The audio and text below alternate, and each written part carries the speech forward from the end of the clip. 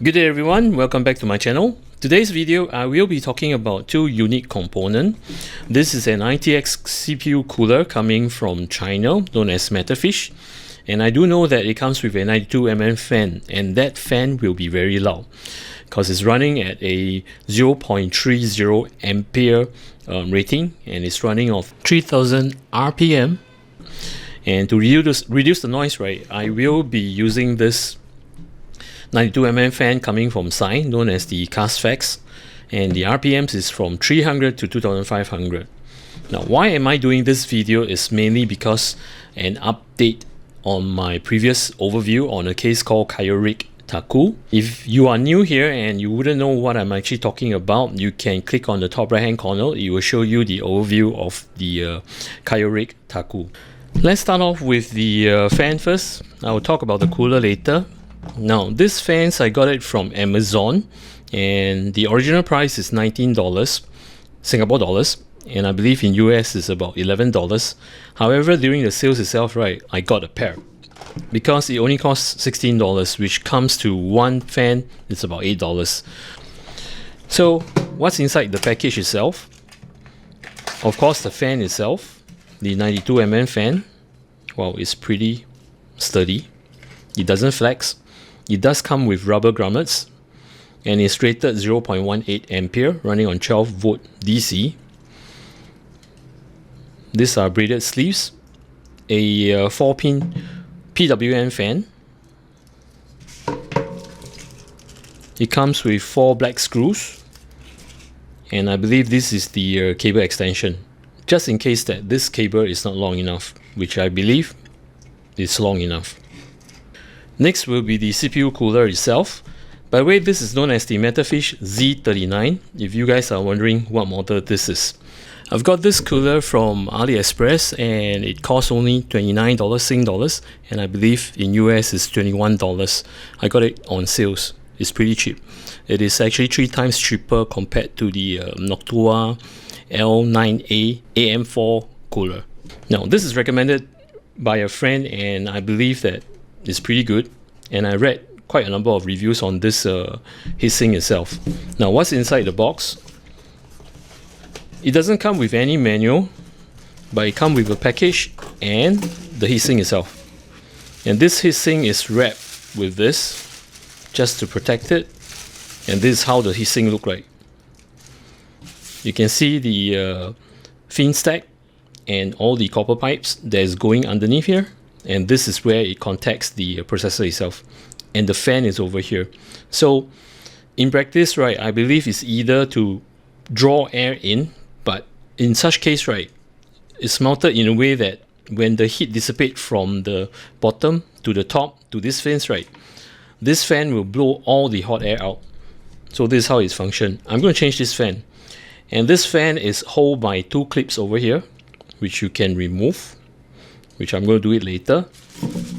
Now, the accessory package itself, it contains,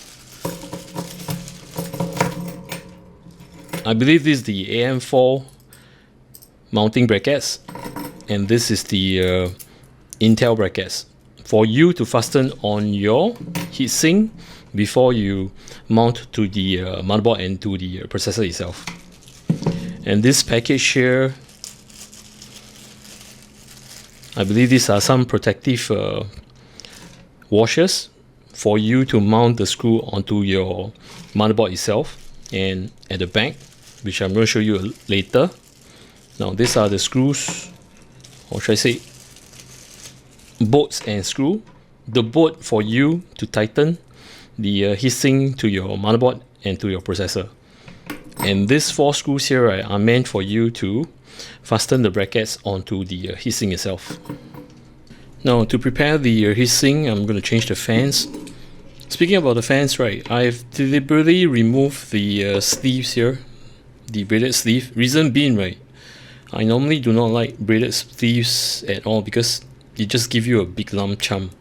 Else over here, right, when I remove it, right, it's slimmer, so it's more flexible. Okay, to remove this fan here, there are 2 clips over here, so I will be taking this out. See, it's quite easy to remove.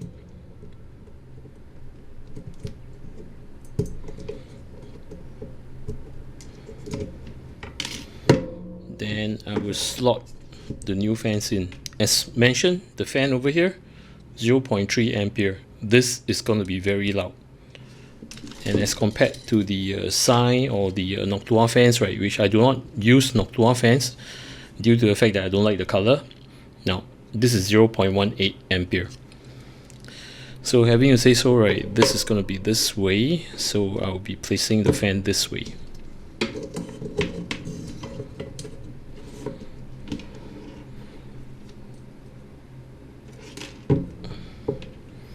Then I'll clip this back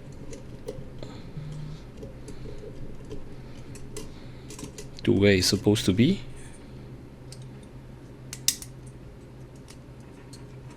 One done.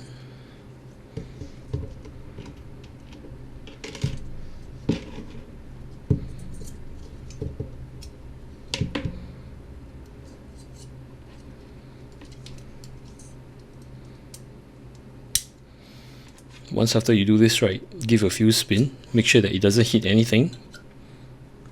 Yep. Then followed by, I will do the mounting brackets. Now you don't have to leave off the sticker over here, I mean the protective cover over here. That will be for later usage. So I'll just leave it a bit and to place the brackets. And from there, I will fasten them.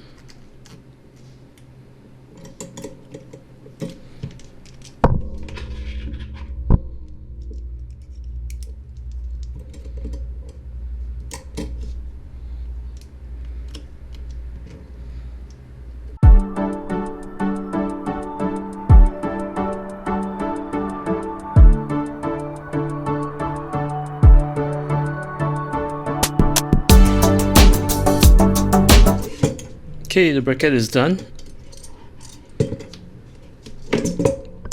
Now is to prepare the motherboard itself.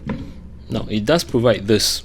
These are the ones that protect the motherboard, because when you mount the heatsink itself, right, this will bite onto the motherboard itself. So you will need to tape this washers. These are plastic washers that comes with the cooler.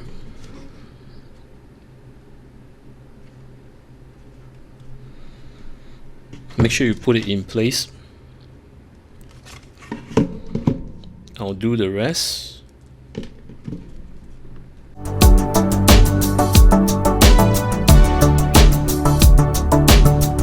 After you have done the front itself, right, you will need to do the back too. Because this nuts over here, right, you will bite onto the motherboard itself.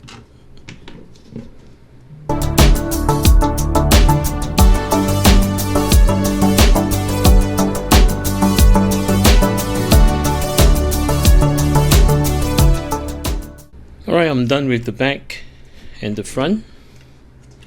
So right now, to test the alignment before I do the actual thermal paste and such, that's why I did not remove this. So right now, I'm just gonna place it this way and to insert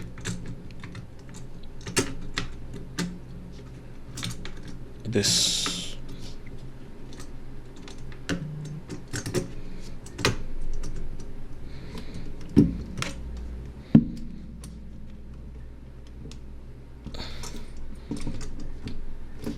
And to check to see if it sits, let me just turn this on.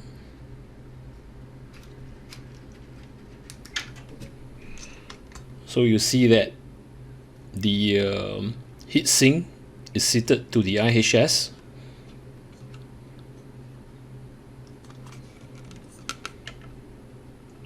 So once you have confirmed everything, it's time to do the thermal paste and to fit the cooler.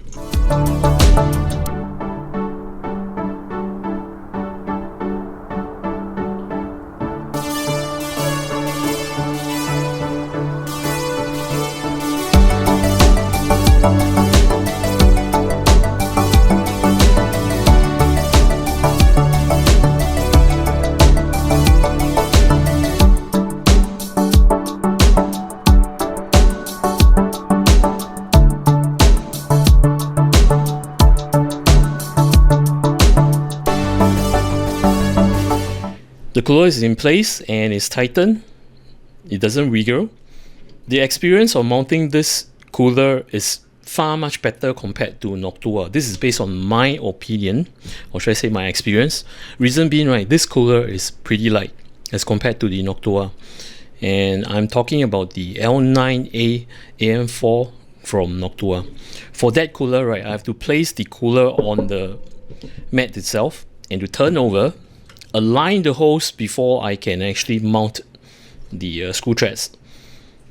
For this, I don't have to. I can hold on to the heatsink itself, place onto the board, while the other hand supporting the board, and to insert the screws, turn over, still holding on it to tighten these bolts. Now, for these bolts, I need not have to use the Smana. They have provided this bolting tool, whereby I can just put it in. You can either use a screwdriver to tighten it, but for me, I choose to use my hands because I like to have the feel of the tension itself. Now, why do I do this is because the connection point whereby the block and the IHS itself, right, in between you should leave some paste, as in like a thin layer. If you were to tighten it too much using the screwdriver, the block will ooze out the paste off from the IHS, so you will have a bad contact. So take note on this. Let the retention of the brackets do its job. Do not over tighten it. Next thing good about this cooler here itself, right, as compared to the Noctua, the fan cable I can just tap on the fan clip itself and it rested here while I clip to the motherboard. See, it doesn't touch the heatsink. The only thing bad about this cooler itself, it does not provide you with a back plate. They should, in fact, to strengthen the board structure itself, but sad to say it doesn't have. I believe this will hold in a way that in between the boards and the motherboard there is a plastic washer, so hopefully that this will not warp. And also, this cooler is not heavy. Imagine that this cooler is heavy, right? It's going to sit on the motherboard for a period of time and it might sink. While the motherboard go hot, it will warp. So this is one of the negative point about this. Now, speaking of which, right, the height of this heatsink itself is 38mm tall. So if you intend to get this cooler, right, this is good for cases which is around the height of 40mm or maybe around 44, 45, around there, not more than that. Okay, I'm going to place this back to the Taku case and to run and to test the temperature. Let's get into it. This picture here is just a recap of the open view. They have actually done a build on my Taku case. If you guys are interested to know more about how I built this, you can refer to my description and there's a video over there. You can actually have a look. Now, this cooler I've actually made use of in the past is known as the Noctua NHL9 AM4 cooler. Now, I've actually run a couple of tests on this system itself, probably about 6 to 7 times on Cinebench R23, and this was the result. Look at the temperature over here. Now, this is taken off from the previous video. Now, this, in fact, when you look at it, the current is running on 85 degrees Celsius, or should I say 85.3, and the max it goes is 85.6. So all this while when I run the test, right, is running at this temperature here. I was unhappy about it, so I decided to change the cooler. So this was the cooler that I've shown you earlier. This is the Metalfish Z39. Now, I'm still running the Cinebench. Right now it's actually on the 11th test over here. Take a look at the temperature over here. It's very impressive. It hovers at 78 and never goes beyond 80. And look at the max. The max is 78.8 degrees Celsius. So this tells me that this cooler is much better compared to the Noctua itself. And I've actually purchased this cooler from this page here, AliExpress. Now, if you guys are interested to know more about this, right, or to purchase this cooler here, you can hit down the URL. I will paste the URL in my description. When you are purchasing this, right, please be careful because there are two versions. One is the Z36, which has 2 copper pipe, and this is the one that I got, which is Z39, 4 copper pipe. The cost back then when I purchased it, right, is actually $29. Right now, it has increased to 34.78 Singapore dollars. Now, the question on why this cooler outperformed Noctua. Let me start off with Noctua first. It's well built. The structure is very good. The fan is very quiet. Now, the problem is actually on the fin stack over here. It's very near to the CPU block. So, all this heat that's trapped over here, right, it's not enough to dissipate fast off from the block itself. Though the fan is actually blowing down, even if I were to change the fan to the other direction, sucking the hot air out, I don't think it will dissipate fast enough. It will still, heat will still trap within the block itself. The processor block.